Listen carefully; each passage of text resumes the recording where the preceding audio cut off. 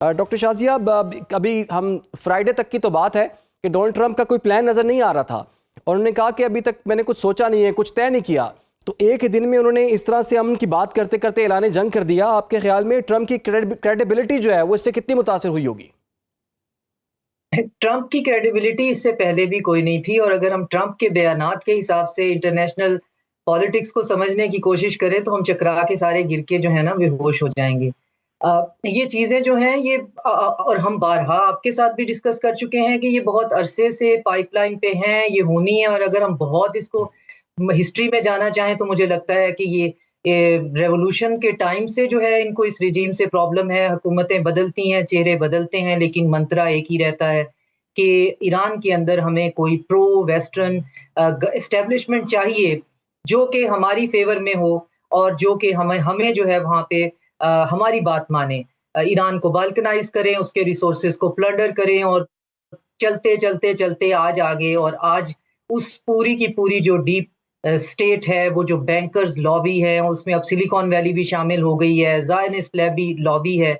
उन सब ने मिलकर सोचा है कि ये परफेक्ट टाइम है, ना तो हमें इतना कानों का कच्चा जो है वो प्रेसिडेंट मिलना है, इतना कंप्रोमाइज्ड, और ना ही जो है इसके बाद हमारी जो गजा जेनोसाइड के बाद हमारी जो पब्लिक ओपिनियन में हमारे से जो नफरत है इंटरनेशनली, वो इससे बढ़नी है, कम नहीं होनी। तो ऑल जो है वो इन हमें जाना ही जाना है और ईरान की लिंचपिन को हमें हटाना ही हटाना है। ये ईरानियों को भी पता था, ये हमें भी पता था और करने वालों को भी पता था। और ये इतना जो मिलिट्री बिल्डअप है ये दिनों में या हफ्तों में तो होता नहीं है, ये उससे बहुत पहले होता है। अब मसला ये था जो आपके बहुत अच्छा प्रिएम्बल था, आपने पूरा अहाता किया। अब उसमें ये है कि बहुत से ममालिक इसकी लपेट में आ रहे हैं, वो कर क्या सकते हैं? उन्होंने सबने वो करने की कोशिश की है मेरी अंडरस्टैंडिंग में जो उन्होंने 12 डे वॉर में की, कि दोनों को कोई विन-विन सिचुएशन दे दें। ट्रंप जो हैं उनको विक्ट्री चाहिए, वो उसको कोई प्रेज़ेंट कर सके। तो ईरान ने इनकार कर दिया है कि इस दफ़ा ये नहीं होगा कि 2 धमाके आप करें, 2 मैं करूँ और खाली जगहों पे हम करके एक टोपी ड्रामा करें और उसके बाद एक फ़रीक जो है वो विक्ट्री लेके चला जाए। ये तमाशा ज़्यादा अरसे चल नहीं सकता। और दूसरा, इसराइल इसमें शामिल नहीं था। इसराइल बहुत डिसाइसिव जो है वो अगर आप हिब्रू मीडिया को फ़ॉलो करें तो वो कह रहे हैं जी हम तो अपना नुकसान उठाने के लिए भी तैयार हैं। हमें ये ईरान का मसला हल करना जी। है और इसके लिए चाहे जो है वो अमरीकी मरते हैं या इसराइली मरते हैं। और अब ये देखें ये किस तरह से फैलती है। इसमें डिसाइसिव ये है कि ईरान को इस दफ़ा या तो डिसाइसिवली डिफीट होनी चाहिए या डिसाइसिव विक्ट्री होनी चाहिए। इन बिटवीन जो भी होगा, जिसे ये स्ट्रेटेजिक पेशेंस का नाम देंगे या जो भी कहेंगे, ठीक। वो हमारे लिए एक मुस्तकिल अज़ाब जो है वो लटकता है। डॉक्टर शाजिया, जैसे कि ईरान की कौमी सलामती के जो सरबराह हैं उनका बयान आया, उन्होंने कहा है कि अमेरिका और इसराइल को उन्होंने कहा है कि ठीक है आपने हमला कर लिया, लेकिन जो इसके नताइज हैं ना अब आपके कंट्रोल में नहीं रहेंगे। और लग भी यही रहा है कि ये जो वॉर है वो सिर्फ ईरान तक महदूद नहीं है बल्कि पूरे खित्ते में फैल जाएगी और शायद फैल भी चुकी है।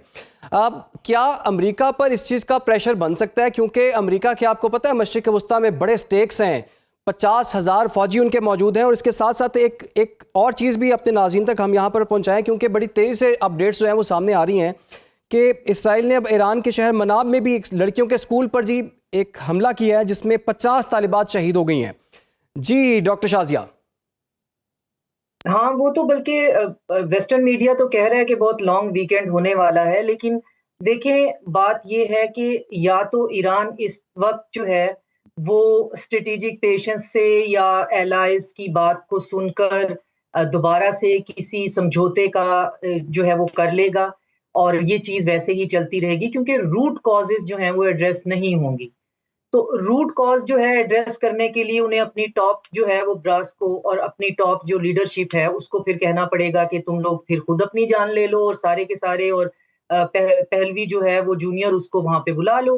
ये जो है वो स्ट्रेटेजिक गोल्स हैं जिसको हम इतने स्टूपिड हैं कि डिस्कस करते हुए भी आपको हैरानी होती है कि किसी एक सॉवरेन कंट्री पे सिर्फ इसलिए कि आप अपनी मर्जी का पपेट नहीं लगा सकते, आप उस पे बम्बार्डमेंट शुरू कर दें। जहाँ तक आपका ये सवाल है कि ये जंग फैल जाएगी, तो ये ईरानियों को भी पता है और ये जंग मुसल्लत करने वालों को भी पता है कि अमेरिका पे डायरेक्ट अटैक करने की एक तो ये कि फिलहाल शायद ईरान में पॉलिटिकल विल ना हो, और दूसरा इससे भी बड़ा पॉइंट कि उनके पास शायद स्ट्रेटेजिक कैपेबिलिटी भी ना हो अभी करने की। जी। तो अगर उस पे अटैक होगा तो वो अमेरिका के एसेट्स पे ही अटैक करेंगे ना, वो कहीं हवा में थोड़ी करेंगे।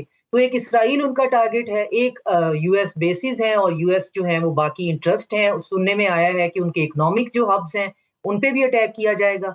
तो ये जो मुल्क अभी जिन पे अटैक हुआ है ये जंग का हिस्सा नहीं बनेंगे, क्योंकि इनको ऑलरेडी पता है कि हम एक ऐसे जो है वो मॉन्स्टर्स के साथ समझौता कर चुके हैं। ये हिस्ट्री में हमेशा हुआ है कि एक एम्पायर जो है वो स्ट्रेच होती है, स्ट्रेच होकर वो अपनी हुब्रिस का शिकार होती है और फिर उसके बाद जो वेसल स्टेट्स होती हैं वहां जी। पे अपने पंजे जमाती है। और फिर एक वक्त ऐसा आता है जब वेसल स्टेट्स को ये समझ आने लगता है कि हमारी स्केप गोटिंग हो रही है, और ये बहुत स्लो प्रोसेस होता है, ये बड़ी खामोशी से होता है।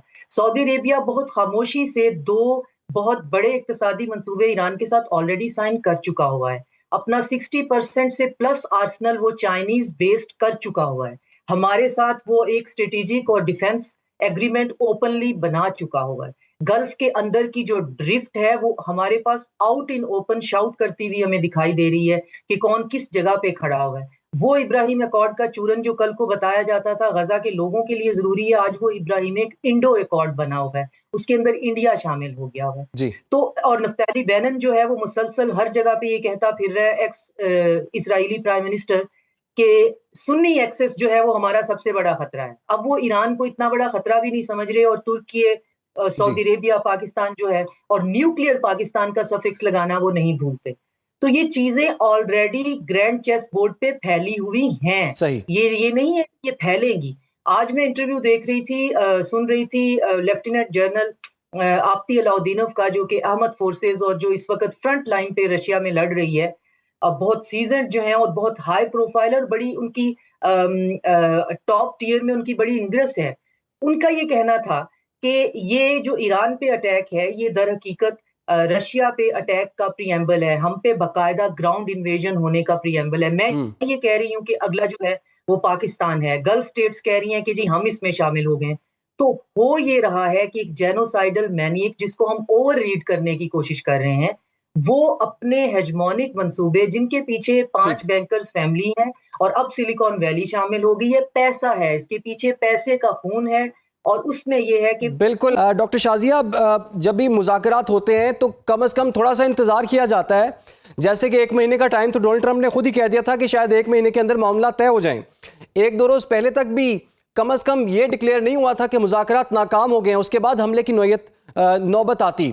आप इतनी जल्दबाजी फिर क्यों कर दी गई? ठीक है, धमकियां दी जा रही थी, उसके बहुत से लोग ये कह रहे थे कि दबाव डालने की कोशिश हो सकती है ताकि ईरान को उन टर्म्स पर लाया जाए। मुज़ाकरात क्यों नाकाम हो गए, और अगर नाकाम हो गए तो उन्हें डिक्लेयर क्यों नहीं किया गया, उससे पहले ही अटैक कर दिया गया? देखिए उसमें ये देखना है कि मुज़ाकरात में जो टारगेटेड गोल थे वो क्या थे।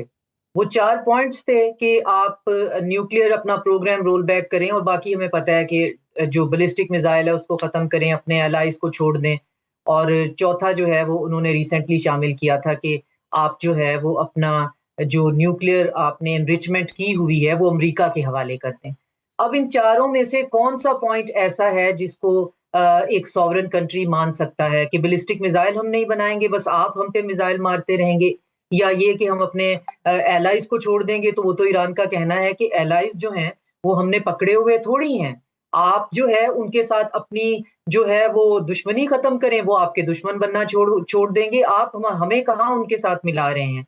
और जहां तक यूरेनियम एनरिचमेंट है वो हम आपको एक औंस भी नहीं देंगे। हमने एक कंसोर्शियम बनाने की बात की है। पिछली दफा हमने जब जेसीपीओ साइन किया था तो हमने रशिया के हवाले कर दिए थे।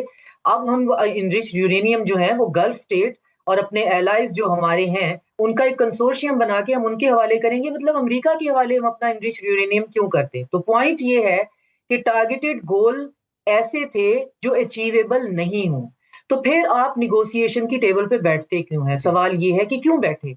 इसलिए कि वो पुराना जो है ना 1948 के ज़माने का, या आप समझें उससे भी 20 साल आप थोड़ा आगे कर लें, तो इनको आदत पड़ी हुई है एक बारबैरिक एक्शन करने की under the प्रीटेंस of greater good of humanity, sovereignty, liberal true democracy, human rights. तो ये चूरन साथ साथ बेचना होता है कि हम अमन पसंद हैं, हमने तो निगोशिएट करने की भी कोशिश की, अब अगला बंदा मानता ही नहीं है तो हम क्या करें, हम तो जंग नहीं करना चाहते थे, हमें जंग में पुश किया गया, अब उन्हें ये नहीं पता ये 2026 है, आपका ये बंकर किस्म का जो चूरन है कोई नहीं खरीद रहा है। आप जिस दिन पहले दिन निगोशिएशन की टेबल पे बैठे थे, सारी दुनिया ये कह रही थी कि रशिया भी और ईरान भी आपके साथ इस मेज पे बैठ ही इसलिए रहे हैं कि वो आपके साथ निगोशिएशन के आउटकम के लिए नहीं बैठ रहे हैं, वो भी दुनिया को दिखाने के लिए कि जी हम भी बैठ रहे हैं। बाकी उनकी अपनी तैयारी अपनी जगह पे है और उस अपनी तैयारी में ईरान के साथ प्रॉब्लम ये है कि इनका जो सिक्योरिटी का ऑपरेटस है, वो हमेशा मुझे सरप्राइज कर देता है। मुझे समझ में नहीं आता कि वो इतनी बुरी तरीके से इसराइली या मोसाद उससे इन्फिल्ट्रेट कैसे हो गया। और यही मेरा वाहिद खतरा है। वहां पे किसी अनरेस्ट या केओस की वो नहीं है कि वहां पे मुजाहिरे जो हैं वो रिजीम के अगेंस्ट हैं, या वहां पे कोई जो है वो रिजीम के अगेंस्ट नहीं है, हर कोई अपनी सॉवरेनिटी चाहता है। वो भी मुजाहिदुल खल्क के लोग थे जो आर्मीनियन बॉर्डर से अंदर स्मगल किए गए थे, जी। और अब भी मोसाद के स्लीपर सेल मौजूद हैं, और अब वो अगर बाहर निकल के किसी किस्म की कार्रवाई करते हैं तो उसको कैसे इन्होंने संभालना है। और दूसरा ये कि अब अगर ये भी अभी फुल फ्लेज अटैक नहीं हुआ है, तो अगर एक आज की रात में या कल या आने वाले दिनों में इससे बड़ा जो है वो अटैक होता है, तो फिर ईरान जो है वो कितना डिसाइसिवली रिएक्ट कर पाता है।